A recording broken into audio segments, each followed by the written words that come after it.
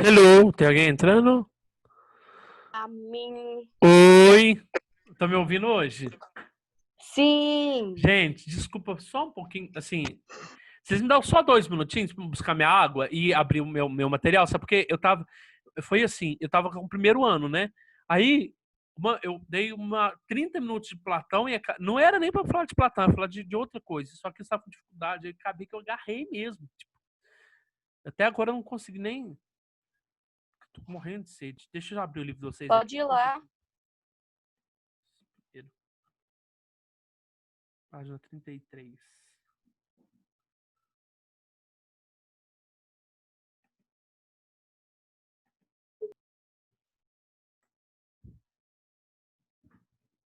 Peraí que eu vou lá buscar minha água.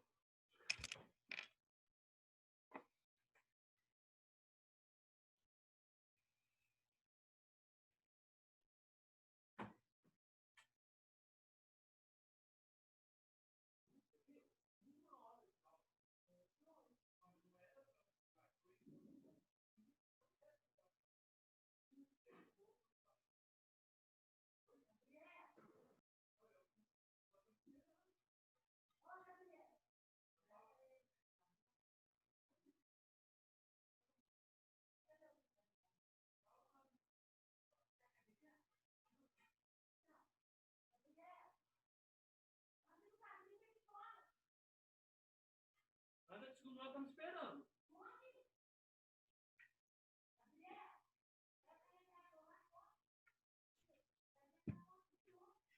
Toma. Fecha a porta aí pra mim. Nossa senhora, toda vez eu caio dessa bosta, dessa cadeira minha.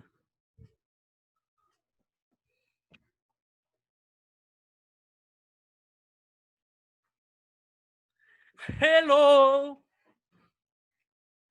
E aí, crianças?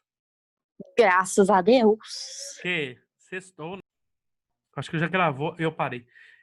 Seria o cara mais preparado para falar de Nietzsche, né? Porque quando ele deu aula ano passado para mim, para os terceiros anos, nossa senhora, foi um. Ele conseguiu mesmo entrar na cabeça dos meninos. Só que é aquilo, né?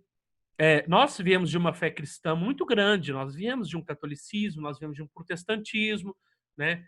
E a gente tem uma ideia de Deus, né? Muito, muito interessante, né? Vinda, né, de tudo aquilo que nós da nossa formação. Mas aí na hora que você esbarra com um cara que vem mostrar, né, que aquilo que nós acreditávamos, a ideia de um Deus que nós acreditávamos é uma ideia totalmente contorcida e nós sociedade, nós, seres humanos, nós corrompemos essa ideia de Deus. Entendeu? Eu achei interessante. Você tá com sua apostila aberta? A sua apostila aberta, na página 27? Na sua página 27 está escrito lá assim. Não, bobeira, é só colocar aqui. Não, colocar aqui, ó. Olha lá que interessante dessa charge aqui. Ele está mostrando que Deus ele poderia. Ele não está falando que Deus está. Ele não está anunciando a morte de Deus. Ele, tá falando, ele não é ateu, ele não está sendo ateu. Está entendendo? Ele não, o Nietzsche não está sendo ateu, ele não está proclamando a não existência de Deus. Ele está proclamando a morte de Deus proclamada por nós. Nós que matamos Deus. Nós que matamos Deus com as nossas ideias de Deus, com as nossas mentalidades que nós temos de Deus, com as nossas iniquidades, com os nossos falsos, com as nossas falsas fés, né? Com o sentido de aquilo que ele falou, vai vir um super-homem, tem que vir um super-homem para superar essa ideia, né? Essa ideia que às vezes todas as religiões pregam de Deus, né? Mas prega, sufoca essa ideia de Deus, mas é aquilo que a apostila está falando aqui. Aí ele vira e fala assim: os homens inventaram o ideal para negar o real. Aí Deus pergunta assim: mas como assim? Aí ele mostra a imagem, ele mostra um espelho para Deus. E aí não aparece nada. Por que não aparece mais a imagem de Deus? Porque corrompemos, nós homens, corrompemos o real. que é a real imagem de Deus. Tá entendendo? Então, quando ele anuncia a morte de Deus, ele fala: quem mata Deus não foram o Império Romano. Quem mata Deus somos nós. Né? Quem mata Deus é o ser humano. Né? E eu acho interessante quando ele fala Vocês estão me ouvindo, gente? Quando ele fala, Sim. quando ele fala dessa Sim. ideia quer ver? Aqui não está falando, mas vai estar falando na apostila do terceiro ano. Vocês assistiram a segunda parte do vídeo? Que na hora que eu começo a conversar com o João, mas é uma coisa bem mais simples, assim, né? O João tem muito mais conhecimento de Nietzsche. E aí que eu falo assim: João, fala uma coisa sobre Nietzsche que você não falou, que é essa ideia do falso rebanho, né? Da moral do rebanho, né? Da moral do rebanho. E até ontem à noite estava explicando isso. Muitas pessoas na nossa vida, é assim, por isso que sufocou muitas pessoas na vida, né? Elas não conseguem equilibrar esses dois espíritos que tem dentro da gente. Quais são esses dois espíritos que tem dentro da gente? Peraí, gente, vou procurar uma tela aqui e vou mostrar para vocês. Quer ver só um pouquinho? Documentos, 2019, Colégio Unifor, terceiro ano, deixa eu ver se terceiro bimestre, recuperação, apostilas, deixa eu ver, apostilas. Não é apostilas, não. Só um segundinho, viu, gente? Eu quero mostrar uma coisa para vocês. Imagens, recuperação. Ai, cadê os meus slides? Blocos e provas. Imagens. Não. Mais recuperação, slide. É slides, gente, bobeira. Aqui. Encontrei. Deixa eu compartilhar para vocês aqui. Interromper. Compartilhar uma tela.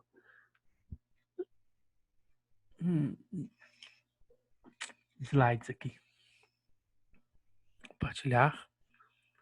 Estão vendo alguma coisa aí? Sim. Estamos. Nietzsche.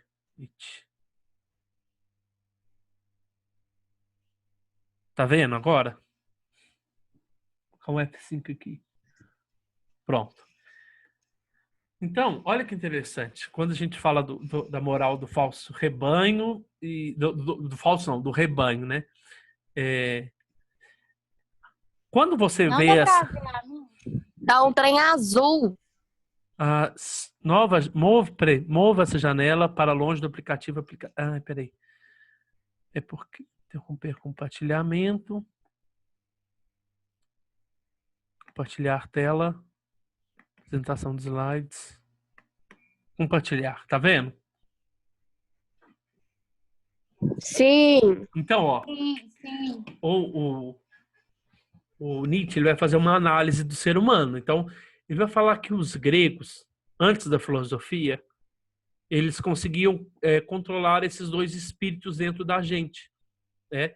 Que é o espírito apolíneo. E esse espírito apolíneo, ele remete ao deus Apolo, né? O deus Apolo da mitologia grega. Então, esse espírito apolíneo, ele é o responsável pelo nosso equilíbrio, o equilíbrio racional nosso, o equilíbrio, aquilo que Platão falava, controla o sensitivo, né? Ele é o responsável, então, por controlar a nossa vida, para a gente não cometer as borradas. E dentro da gente também tem um outro espírito, que é o espírito dionisíaco. Esse espírito dionisíaco, ela está escrita lá, dimensão do prazer e da festa e do drama. Então, é aquilo que eu posso dizer para Platão, é a nossa alma concupiscente, né?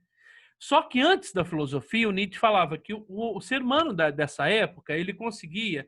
Deixa eu ver, te puxar um trem aqui para ver o que está escrito nessa tradução. O espírito apolíneo versus... tá.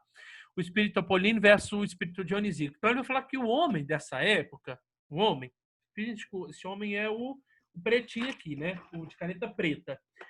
O homem, ele conseguia ter o equilíbrio do apolíneo e do dionisíaco junto, tá?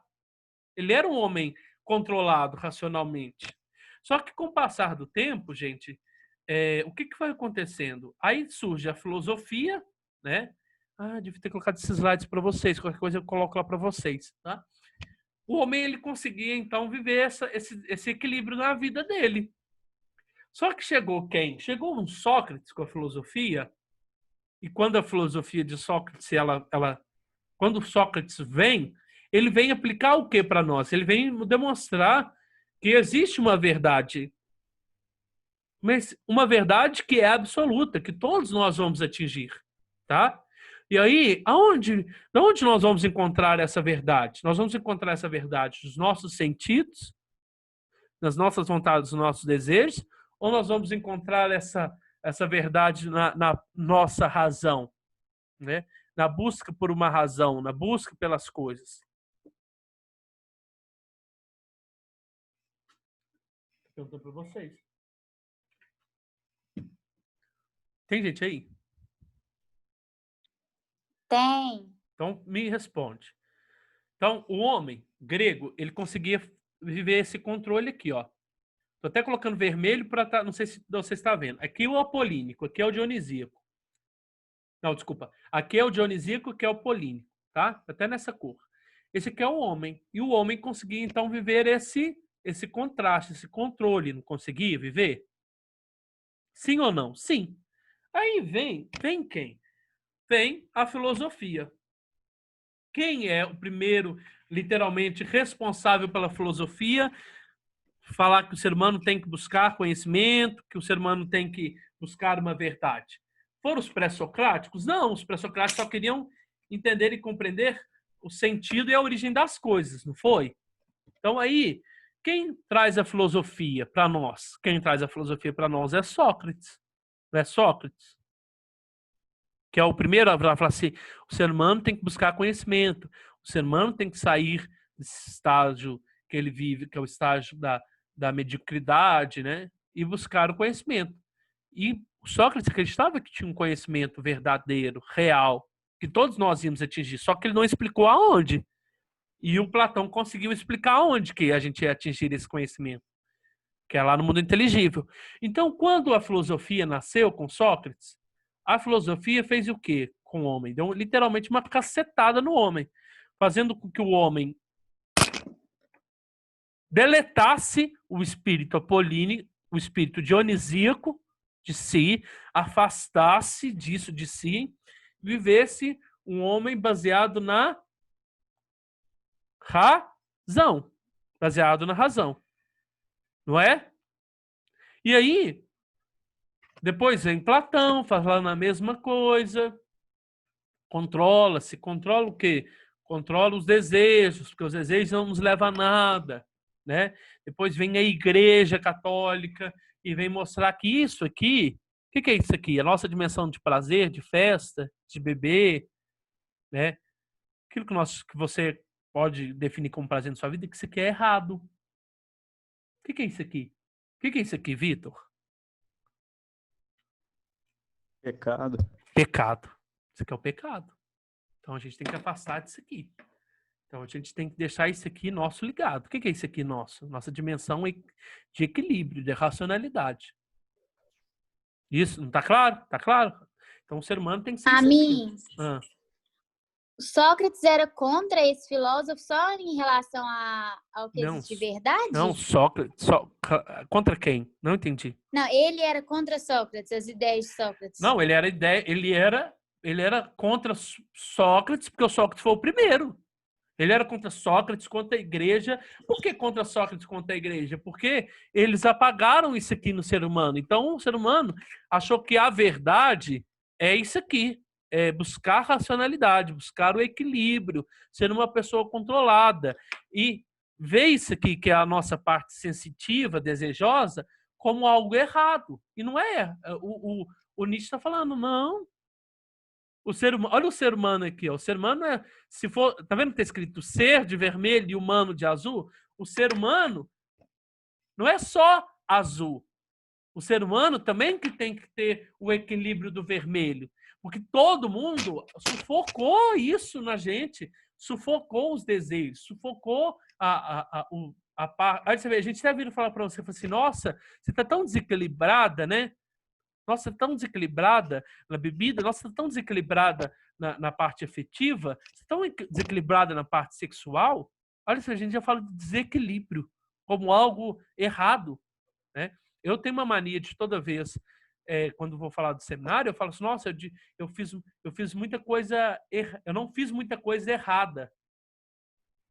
Agora é meio complicado explicar isso para vocês, mas como se eu adotasse um critério de errado para mim, sendo que talvez não seja errado, entendeu? Então, o homem, ele ficou com essa mentalidade, com essa ideia de que ele não, que isso aqui na vida dele tinha que ser deletado, né? Porque era errado.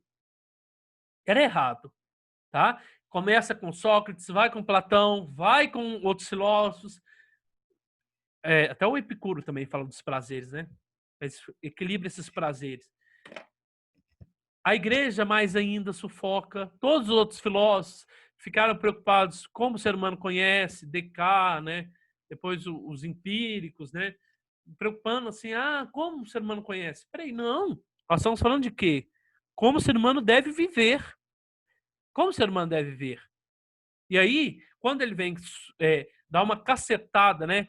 Fazer uma filosofia do martelo, essa expressão, a filosofia do martelo, ele quer dar uma martelada nessa ideia, ele quer quebrar essa ideia de que o homem tem que sufocar isso aqui, ó.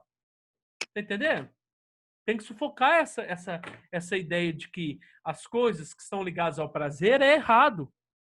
E aí, o que vai vir, ou o que deve vir, na realidade? Deve vir o super-homem. O que é esse super-homem? Quem é o super-homem? O super-homem é aquele que, olha lá para você ver, é aquele que sabe fazer o equilíbrio entre os desejos e a razão, tá? Os desejos e a razão. Olha lá, segundo... Tá claro isso, gente? Eu tô só dando uma explicação rápida, assim. Olha lá. O que seria, então, o super-homem? O que o homem deveria fazer, segundo Nietzsche, é aceitar o eterno retorno, transformando-se em um novo homem, um super-homem, longe das antigas amarras que o reprimem dessa parte aqui. Os novos valores do super-homem, ou os novos valores do super-homem ou super-humano, deveriam ser o amor à terra, a realidade, a saúde, a vontade forte, a embriaguez dionisíaca, o orgulho. Para Nietzsche, são esses os valores que estão em consonância com a natureza humana. Dessa forma, os seus instintos, sua natureza mais profunda e verdadeira, são representados dignamente por tais valores. Afinal, tudo que é bom é instintivo. Tudo que é bom, o povo pregar, é instintivo. Não, tem que ser controlado. É errado. Não. Tudo que é bom, o homem deve viver. O homem não deve fugir. Tá entendendo? O super-homem, ele é um homem diferente, porque ele não deleta a parte prazerosa da vida dele, ele ou associa no seu dia, ele aceita esse eterno retorno. Não é como um eterno retorno de sentido de que ele vai morrer e ele vai ter uma vida pós-morte. Eu não estou falando de reencarnação, não. Eu estou falando de eterno retorno de que os instantes da nossa vida, a felicidade da nossa vida, as alegrias que nós temos na nossa vida, ela não é absoluta, ela não é para sempre, ela é pequenos instantes. Então, tô feliz agora. É um instante que eu tive de felicidade. O que o Nietzsche está falando? Nós temos que viver sempre esse eterno retorno, buscar esse eterno retorno. O que é? Esses instantes de felicidade. Independente se for do jeito que eu tenho medo de falar, porque é complicado falar, entendeu? Mas eu não. Você tá entendendo? O que você considera como instante de felicidade, viva aquilo. Tá claro? Eu tenho medo, é complicado falar de Nietzsche, porque eu tenho medo de eu falar algumas coisas tipo, vai escandalizar. Escandaliza. Dá vontade de falar da vontade de jogar o real, entendeu? Tipo assim, jogar com a realidade. Se você acha que aquele instante te causou felicidade e aquele outro instante não causou felicidade, você tem que viver, você tem que buscar nessa vida presente aquele instante, aquele segundo de felicidade. Ó o retorno, ó. Então você tem que viver o eterno retorno. O eterno retorno da felicidade. Daquele instante da felicidade. Daquele milésimo de segundo de felicidade. Se aquele ali lhe causou felicidade, viva. Ah, mas é errado. É errado. Tudo que é bom é reprimido pela sociedade. Tudo que é bom, ela é instintivo, está nos nossos instintos. Mas se lhe faz feliz, você vai viver ou não vai viver? Hein, Vitor? Segundo Nietzsche. Qual que é a pergunta? Eu tô falando do eterno retorno, né? Tipo assim, se algo for bom para sua vida, né? Você tem que viver nessa vida sempre buscando amar a natureza, fazer o bem, né?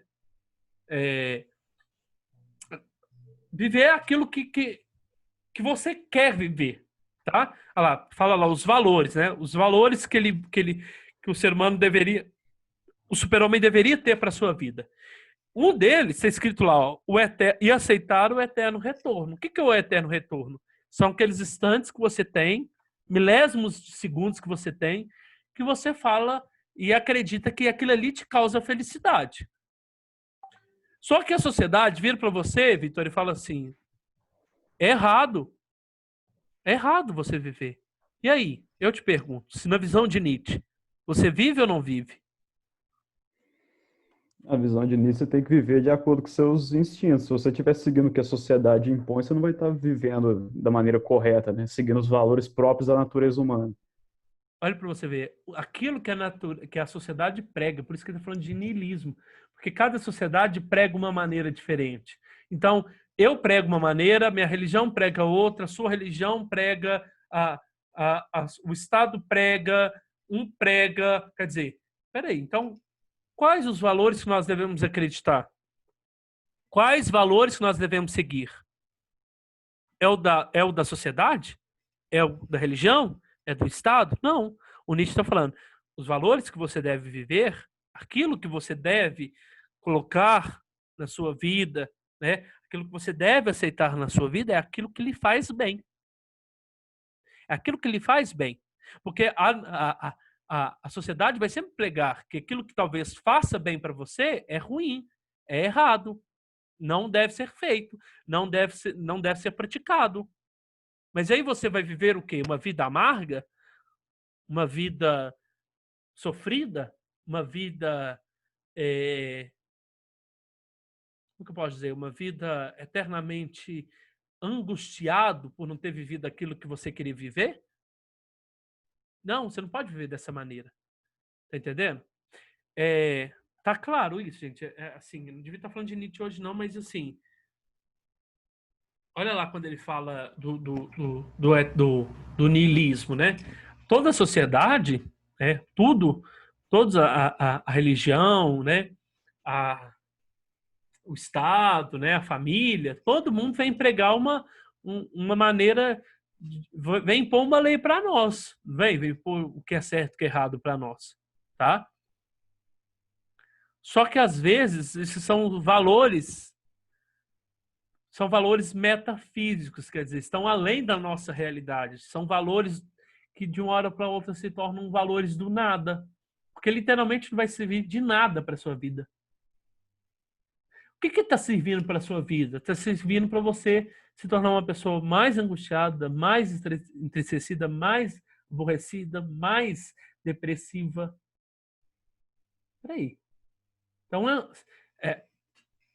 Então, para que eu vou seguir aquilo ali? Então se torna um niilismo para mim, se torna se torna um pensamento, quer dizer, aquela imposição que a religião põe, que a família põe, que não se torna um nada para mim. Porque a partir do momento que eu não vou viver aquilo, então para quê? Para que seguir? Para que ouvir? Então se torna niilismo para mim, porque não vai acrescentar em nada na minha vida. Eu falei muita coisa, não sei se vocês entenderam.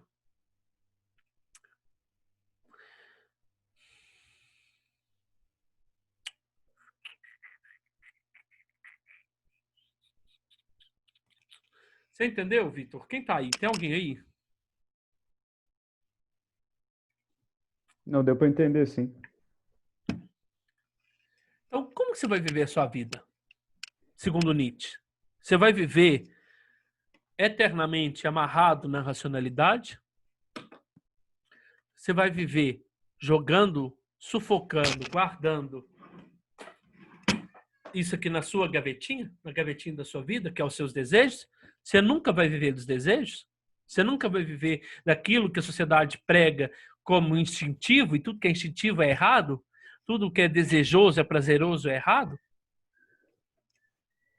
Ou você vai viver a vida que você quer viver?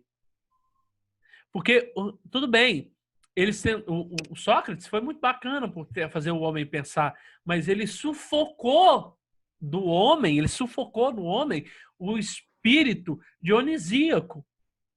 E o homem, ele vê essa parte dionisíaca, do equilíbrio, da festa, do desejo, como algo errado.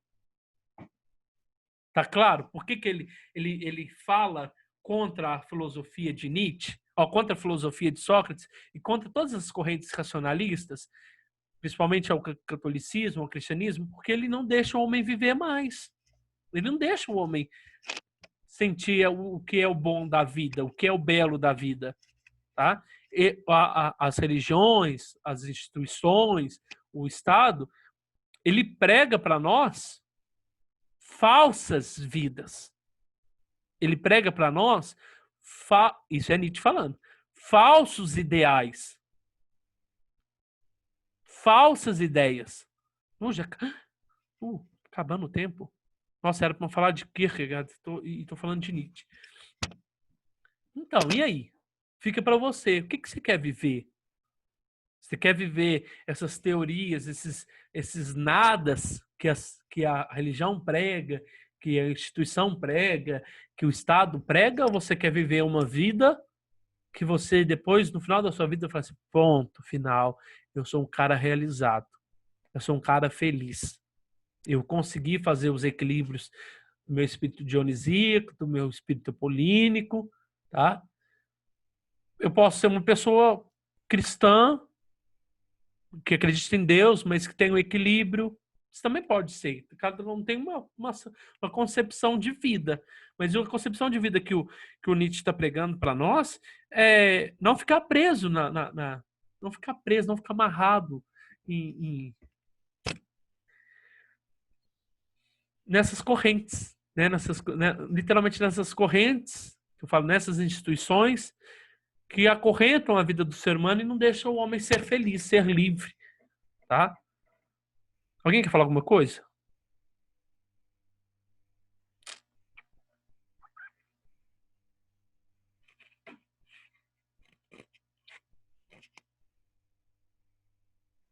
Roberta?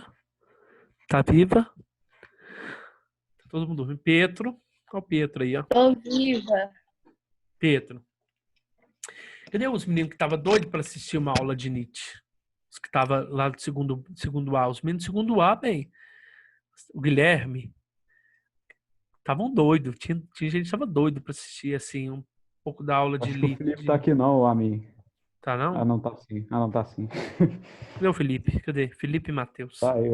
Felipe, o que você tem a nos acrescentar sobre Nietzsche? Porque eu não sou muito... Eu gosto de Nietzsche, mas eu não sou muito especialista em Nietzsche, porque, para você ver, quando eu fazia TCC, os padres lá do seminário não deixavam a gente fazer TCC em Nietzsche, porque eles tinham medo que a maioria das pessoas que fizeram TCC em Nietzsche, depois do que formavam no terceiro ano, não continuavam mais no seminário. Largava tudo. Abandonava o seminário. Abandonava, tá, às vezes, a vida de fé, né? Você viu quando quando a gente fala do livro Anticristo, ele não está falando ele não está te dando manual para você ser anticristão, ante a pessoa do Cristo Salvador, né? Da visão cristã, mas ele está querendo mostrar para nós as visões, né? As morais, né? Que a religião pregava na época, e ele vem colocar isso em contraponto, né? Ele vem chocar isso. Então, assim, é aquilo que eu falei também no finalzinho da aula com o João, falar de Nietzsche é complicado, porque ele incomoda muita gente. Ele até me incomoda, por exemplo, na hora que eu estou dando uma aula aqui com vocês, porque eu sou de um berço cristão, católico, né? Eu venho de um seminário, então, às vezes, na hora que ele fala da moral de falsos, a moral do rebanho, é meio complicado. Amém. Oi. Mas, tipo, se seguir o niilismo não seria meio que uma destruição do mundo ocidental, não? Porque ele foi todo baseado no cristianismo, etc. Se você continuar Racionalidade. num pensamento niilista, assim, você acaba com o mundo ocidental. Sim. Que é praticamente o que está acontecendo na contemporaneidade, né? Porque a gente está perdendo as bases, né? Se for perceber, a gente está perdendo Talvez a base, não base de existisse tanta família. corrupção. Base de família. A gente acha que roubar merenda escolar é tão legal. Eu sou político, vou roubar da merenda escolar. Tão legal. Isso E aí vem do você não niilismo, percebe que eu você acho. está atingindo muitas pessoas, crianças. Você está atingindo crianças que não têm o que comer em casa. Tá entendendo? Uhum. São valores que se perderam, estão se perdendo, né? Eu acho que é interessante. Por exemplo, deixa eu falar desse tem da moral do falso. Como é tem de falso, mas é do rebanho, né? Moral do rebanho, né? Ele vai falar que são pessoas que vivem pregando isso aqui. O que é isso aqui? Racionalidade. Mas que o desejo delas é viver isso aqui, ó. O que é isso aqui? Os desejos. Os desejos. A vida dela, o sonho dela é viver isso aqui, só que ela precisa de impor isso aqui na vida dela. Ela tem que se mostrar melhor. Então, onde que ela vai se demonstrar como uma pessoa equilibrada? Dentro de lugares que ela teria maior representatividade. Por exemplo, a busca de um poder, né? Por exemplo, um político, né? Que rouba, um padre, um pastor, né? Que são representantes que buscam, na realidade, eles vão se esconder atrás de uma instituição, né? Atrás de finge que isso aqui é a igreja, tá? Eles vão se esconder aqui. Para quê? Para demonstrar que o que mais importante da vida deles, eles querem mostrar para externamente que o mais importante da vida deles é a racionalidade. Só que, na realidade, eles não queriam viver da racionalidade. Eles se escondem aqui atrás para demonstrar que isso aqui é o quê? É mais forte, os desejos é mais forte do que a razão. Então, ele se demonstra como um cara equilibrado.